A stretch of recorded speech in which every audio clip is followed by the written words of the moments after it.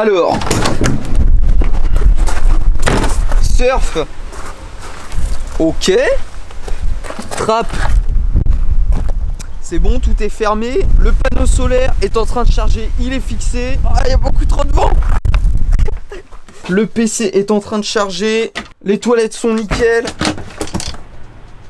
Réserve de pâtes, ok.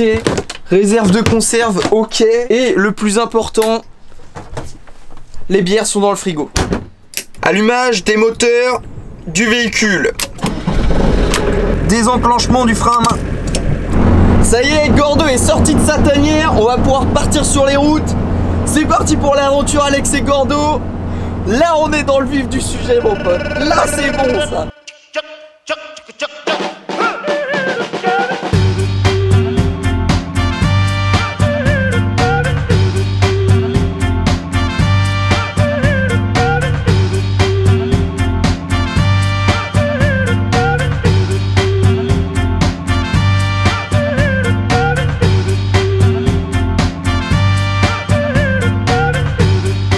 On est 5 jours après que j'ai filmé mon départ. Et le début, sans vous spoil, c'était bien. C'était très bien même.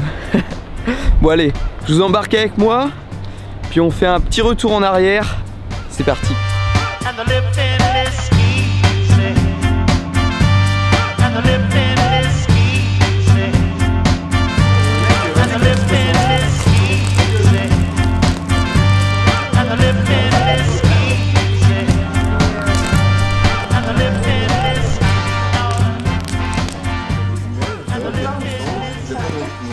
J'ai pris des photos, mais elles sont dégueulasses. Bah, enfin, c'est bien.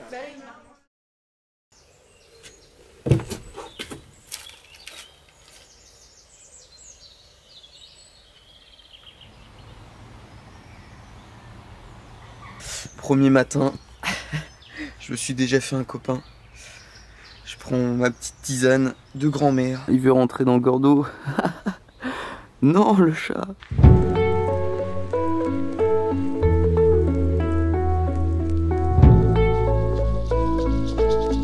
Alors je vais pas vous cacher que pour le départ d'un projet comme le mien, le contexte actuel n'aidait pas vraiment. Et je pouvais oublier l'idée de commencer en apothéose avec les Pyrénées et le désert des Bardenas comme je l'avais prévu. Mais vous savez quoi? On s'en fout.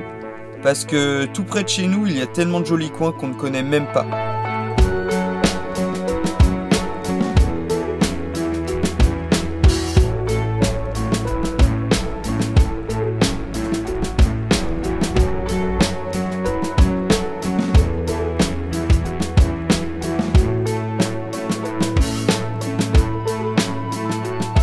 Et moi, eh bien, ces jolis coins, je suis allé les chercher sur le bord du canal d'Illérance, à quelques kilomètres de là où j'habitais. Et je peux vous jurer que j'étais en dépaysement total, avec un sentiment de liberté que seuls procurent les grands voyages.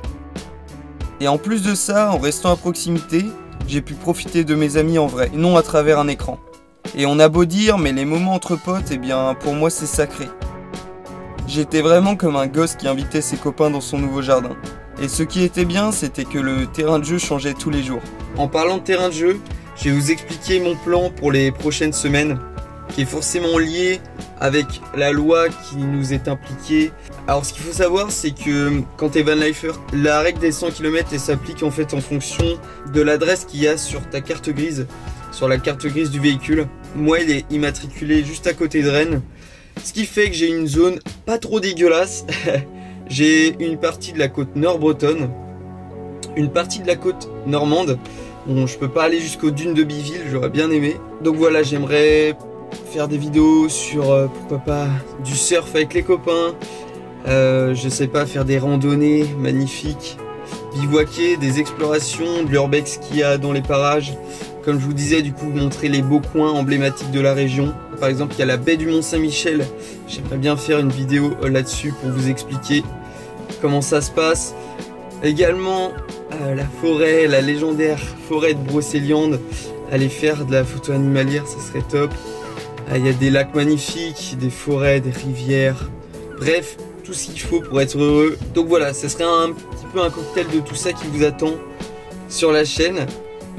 Et j'espère que je vais vous faire découvrir ma région, pour ceux qui sont pas du coin, et que pour ceux qui sont du coin, justement, refaire découvrir la région, mais d'un autre angle. Et voilà, je pense que le cocktail que je vous ai préparé va vous plaire aussi. On reprend là où on en était sur la route, c'est parti.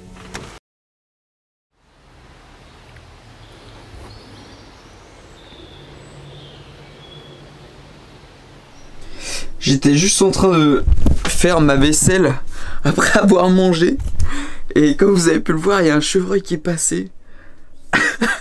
C'est le deuxième soir que je passe dans Gordo en dehors de mon jardin. Et bah ça commence plutôt bien.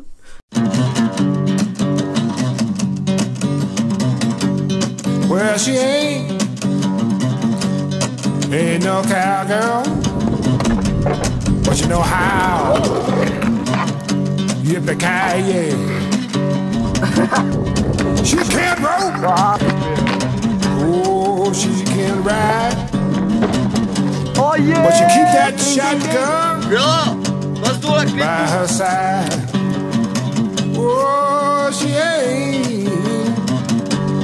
ain't no cowgirl, but she know how. Hell, yippee-ki-yay.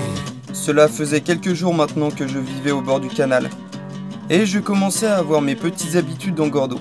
D'autant plus que j'avais fait le choix de vivre dedans pendant le confinement. Ce qui m'a permis de vraiment m'habituer avant le départ et profiter des instants présents sans me soucier de la logistique.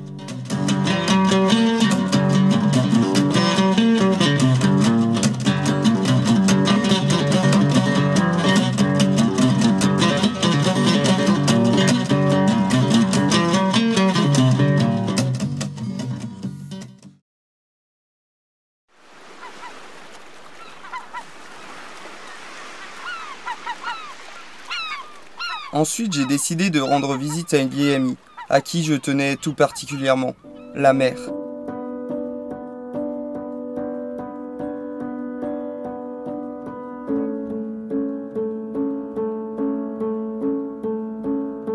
J'ai donc foncé sur la côte bretonne direction le nord. À travers les polders et les sentiers côtiers, l'air iodé me rentrait dans les poumons et je me sentais revivre.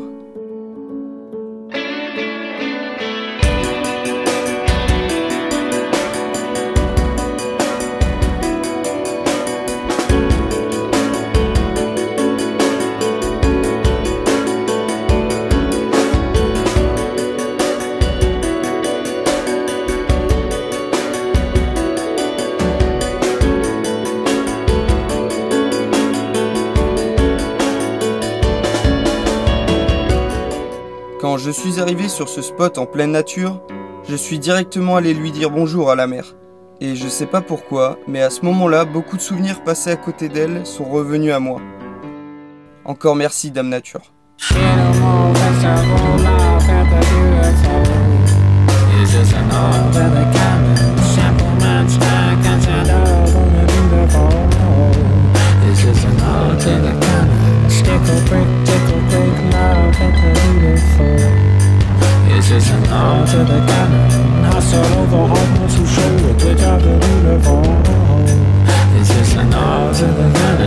One, two, three.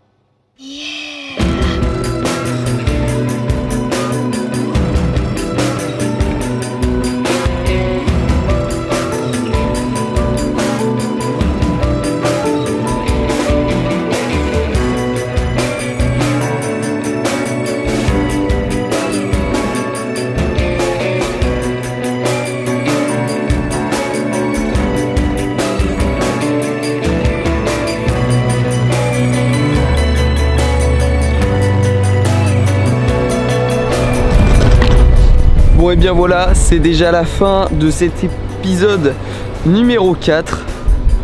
Bon en soi c'est le premier épisode sur la route. J'espère vraiment qu'il vous a plu parce que bah moi en fait là c'est un rêve qui se réalise. Faire des vidéos et des photos, bah moi c'est mon kiff. Et faire ça en plus en mode itinérance, j'ai l'impression d'être dans un voyage perpétuel.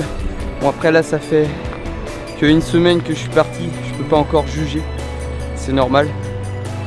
Mais tout ce que je peux vous dire c'est que Bah là j'ai l'impression de rêver éveillé quoi. Là il y a la mer juste à côté. Comme quoi faut persévérer si vous avez des rêves. Ça y est le mec qui commence à faire de la philosophie et tout. Mais si vous avez des rêves, putain, mais foncez quoi. Parce que vous n'allez pas le regretter. C'est sûr. Bon allez, je vous laisse. C'était Alex. On se retrouve pour l'épisode 5 la semaine prochaine. En attendant, portez-vous bien. Salut.